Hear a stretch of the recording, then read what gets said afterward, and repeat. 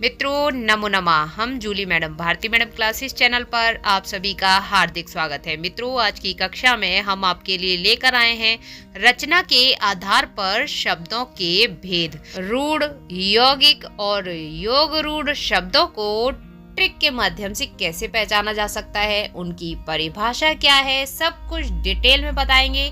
तो मित्रों निःशुल्क हिंदी, संस्कृत, इंग्लिश पढ़ने के लिए भारती मैडम क्लासेस चैनल को सब्सक्राइब करें, बेल आइकन बटन दबाकर ऑल पर क्लिक करें, जिससे कि हमारे नए क्लासेस के नोटिफिकेशंस आप तक पहुंच सके। तो चलिए मित्रों आज की कक्षा प्रारंभ करते हैं। मित्रों कल की क्लास में हमने आपको पढ़ाया था शब्द विचार का अर्थ, शब्द विचार की परिभाषा और साथ ही कराया था शब्दों को जो वर्गीकृत किया गया है वो 5 आधार पर किया गया है। और उसके बाद हमने आपको पढ़ाया था स्रोत या उत्पत्ति के आधार पर शब्दों के भेद। नीचे डिस्क्रिप्शन बॉक्स में प्लेलिस्ट के लिंक दिए हैं, तो उन लिंकों पर क्लिक करके आप वह क्लास देख लीजिएगा। आज हम आपको पढ़ाएंगे रचना के आधार पर शब्दों के भेद। रचना के आधार पर शब्द के भेद। रचना या बनावट के आधार पर शब्दों के 3 भेद होते हैं। सबसे पहले आप याद कर लीजिए, रचना के आधार पर या बनावट के आधार पर भी कह सकते हैं, शब्दों के 3 भेद होते हैं। तो वो 3 भेद कौन कौन से होते हैं? फर्स्ट रूढ़ शब्द, दूसरा यौगिक शब्द और तीसरा योग रूढ़ शब्द। तो इस तरह से 3 हो गए, पहला, दूसरा, तीसरा। तो ये तीनों के नाम आपको याद करने हैं, क्योंकि एग्जाम में रूढ़ शब्द भी पूछे जाते हैं, यौगिक शब्द भी पूछे जाते हैं और योग रूढ़ शब्द भी पूछे जाते हैं कि क्या होते हैं रूढ़ शब्द, कौन से होते हैं यौगिक शब्द और कौन से होते हैं योग रूढ़ शब्द। इसको आप बहुत अच्छे से समझ लें, एग्ज़ाम में बहुत आते हैं। तो रचना के आधार पर शब्दों के भेद इम्पॉर्टेंट हैं, कह सकते हैं वेरी वेरी इंपॉर्टेंट। ठीक है, तो चलिए आपको एक एक करके तीनों बताते हैं। रूढ़ शब्द, यौगिक शब्द और योग रूढ़ शब्द होते कैसे हैं और कैसे पहचाना जाता है, इनकी परिभाषा क्या है। ठीक है, तो ये देखिए मित्रों, फर्स्ट रूढ़ शब्द कौन से होते हैं जान लीजिए, बहुत अच्छे से समझ लीजिए। जो शब्द किसी अन्य शब्द के मेल से ना बने हों और उनका खंड करने पर खंडों का कोई अर्थ ना निकलता हो, वे रूढ़ शब्द कहलाते हैं। जैसे दाल, घर, जल आदि। अब हम आपको समझा देते हैं कि आप कैसे इसको याद कर सकते हैं सरल भाषा में, क्योंकि यहाँ पर ना लगा है। जो शब्द किसी अन्य शब्द के मेल से ना बने हों, पहली बात कि यहाँ पर एक ही शब्द है दाल, फिर एक ही शब्द है घर, एक ही शब्द है जल। आपने ऐसा तो नहीं देखा कि दाल और पानी लिखा हो, नहीं ना। तो इसका मतलब सिर्फ एक ही शब्द होगा। रूढ़ शब्द कैसा होता है? एक शब्द वाला होता है, दूसरा शब्द उसमें नहीं जुड़ा होता, पहली बात। दूसरा, खंड करने पर जिसका कोई अर्थ ना निकलता हो। तो एक ही शब्द ऐसा होता है, क्योंकि जब एक शब्द होगा और उसके खंड किए जाएंगे, उसके टुकड़े किए जाएंगे, उसको बांटा जाएगा, तो उसका कोई अर्थ नहीं निकलता। जैसे दाल शब्द है, उदाहरण में दिया है दाल, दाल के दा को अलग करेंगे और ला को अलग करेंगे, तो क्या इसका कोई अर्थ है दा का या अलग से ला का? नहीं है। तो बस एक शब्द वाला रूढ़ शब्द कहलाता है। ठीक है, तो जो एक शब्द वाले शब्द आए एग्जाम में, तो वो रूढ़ शब्द हैं, जिनका खंड यानी कि जिनको तोड़ने पर वर्ण बन जाते हैं। क्या बन गए ये? वर्ण ही तो है, दावण है, लावण है ना। तो ऐसे ही घर, घर में घा अलग है और रा अलग है, तो उसका कोई अर्थ नहीं है, और जब जुड़ जाएगा घर तभी बनेगा रूढ़ शब्द। ठीक है, और जल के जा को अलग किया जाए और ला को अलग किया जाए तो कोई अर्थ नहीं निकलता। और इसी तरह एक और उदाहरण बता देते हैं आपको, जैसे कि पानी। पानी शब्द 2 व्यंजनों से मिलकर बना है और 2 स्वर हैं इसमें। ठीक है, यानी कि एक तो पा है और दूसरा ना है। पा में आ की मात्रा है, ना में बड़ी ई की मात्रा है। ठीक है, अब पानी के पा को अलग किया जाए, तोड़ा जाए, और ना को अलग, ना अर्थात नी, तो अब पा का कोई अर्थ होता है नहीं, और नी का यहाँ पर कोई अर्थ होगा नहीं। तो यही कहने का तात्पर्य है कि पानी शब्द एक है तो रूढ़ शब्द है, इसको खंड किया जाएगा, इसको तोड़ा जाएगा और तोड़ने पे जिसका कोई अर्थ ना निकले वही रूढ़ शब्द होते हैं। या एक शॉर्ट ट्रिक में याद रखो, एक शब्द वाले शब्द बस वही रूढ़ शब्द हैं। ठीक है, अब आगे बढ़ते हैं। आई होप कि आप सबको बहुत अच्छे से समझ आ गया होगा रूढ़ शब्द कि कौन कौन से होते हैं रूढ़ शब्द। ठीक है, इनको पहचानते कैसे हैं। तो एक शब्द वाले शब्दों को रूढ़ शब्द कहते हैं। ठीक है, वो रूढ़ शब्द के अंतर्गत आते हैं। कोई भी एक शब्द हो, चाहे वो दाल, घर, पानी, इससे अलग हो, लेकिन एक शब्द है तो वो रूढ़ शब्द हैं। ठीक है, अब अगला यौगिक शब्द कौन से होते हैं। तो चलिए अब हम आपको बता देते हैं यौगिक की पहचान। तो यौगिक शब्द होते क्या हैं, पहले परिभाषा जान लेते हैं।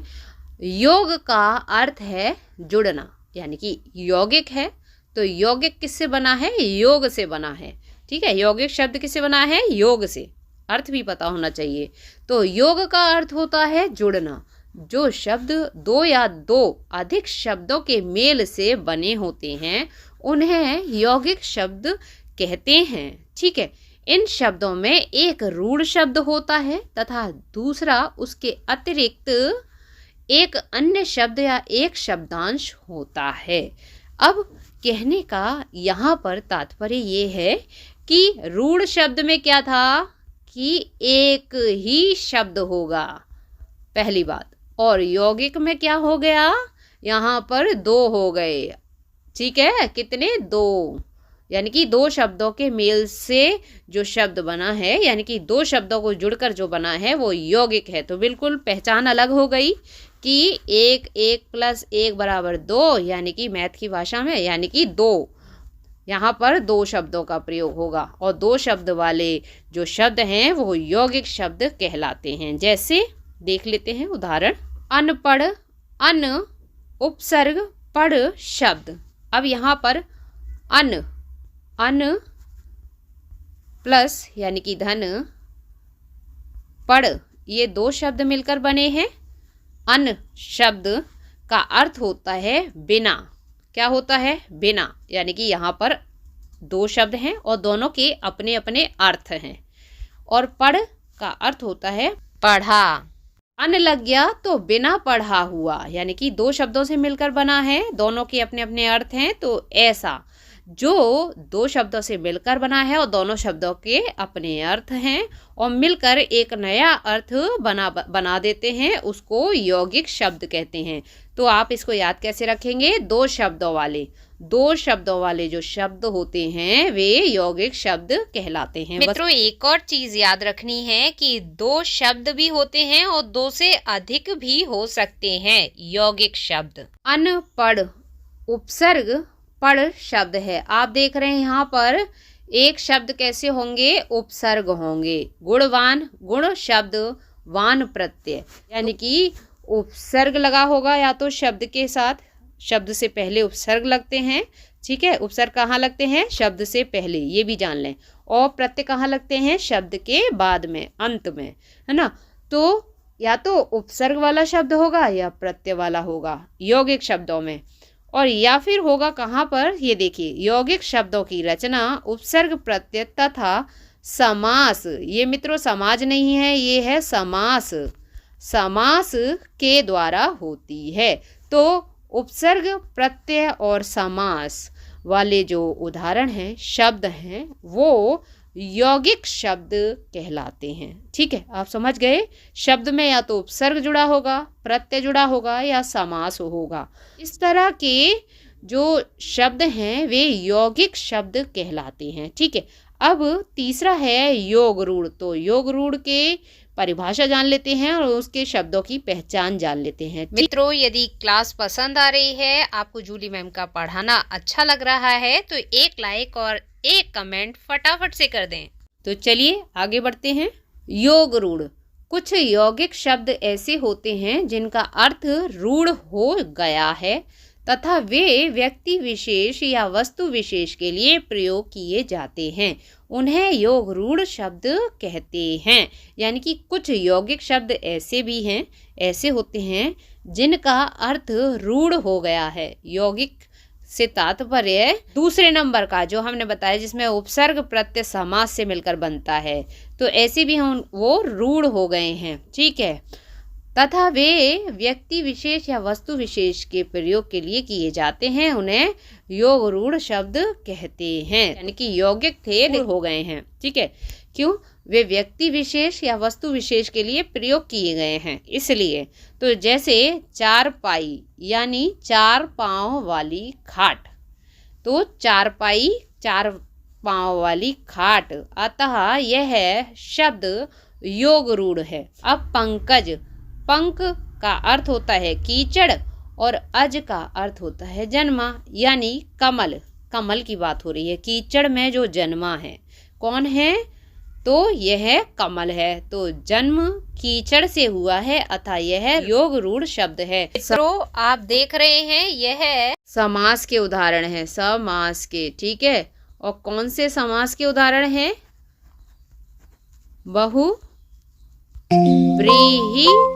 समास के। तो आपको याद रखना है जो बहुव्रीहि समास के उदाहरण हैं वही योग रूढ़ शब्द कहलाते हैं। ठीक है। आप समझ गए? योग रूढ़ शब्द कौन से हैं?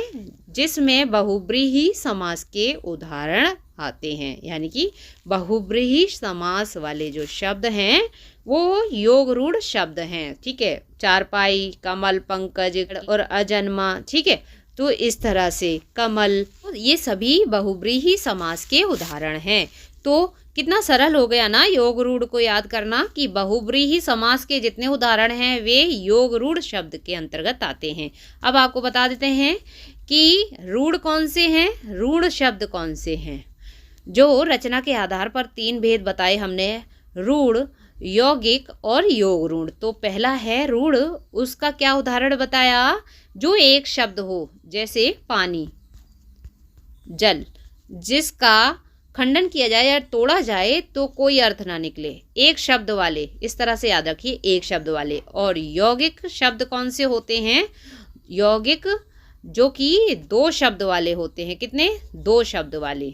ये ट्रिक है जिससे कि आप आसानी से याद कर पाएंगे, समझ पाएंगे। 2 शब्द वाले और उनके दोनों के अपने अपने अर्थ होते हैं और जुड़कर नया अर्थ बन जाता है। ठीक है। अब योग रूढ़ कौन सा है? तीसरा। ये फर्स्ट हो गया, ये सेकंड। तीसरा है जिसमें बहुव्रीहि समास के उदाहरण आते हैं। कौन से? बहुव्रीहि। इतना याद कर लीजिए बस। आपको याद हो गया, ये समझ लीजिए। अगर ये याद कर लिया, रूढ़ की पहचान है एक शब्द वाले शब्द और यौगिक की पहचान है 2 शब्द वाले शब्द और योग रूढ़ की पहचान है बहुव्रीहि समास वाले उदाहरण। ठीक है। तो मित्रों, नीचे डिस्क्रिप्शन बॉक्स में हिंदी की सभी क्लासेस की प्लेलिस्ट के लिंक दिए हैं। उन लिंकों पर क्लिक करके आप चैप्टर वाइज हिंदी पूरी कंप्लीट पढ़ सकते हैं और हम डेली चैप्टर वाइज क्लासेस ला रहे हैं। इससे पहले की क्लासेस आप देख लीजिए, साथ ही सभी टॉपिक के ट्रिक्स की क्लासेस भी आप देख लीजिए।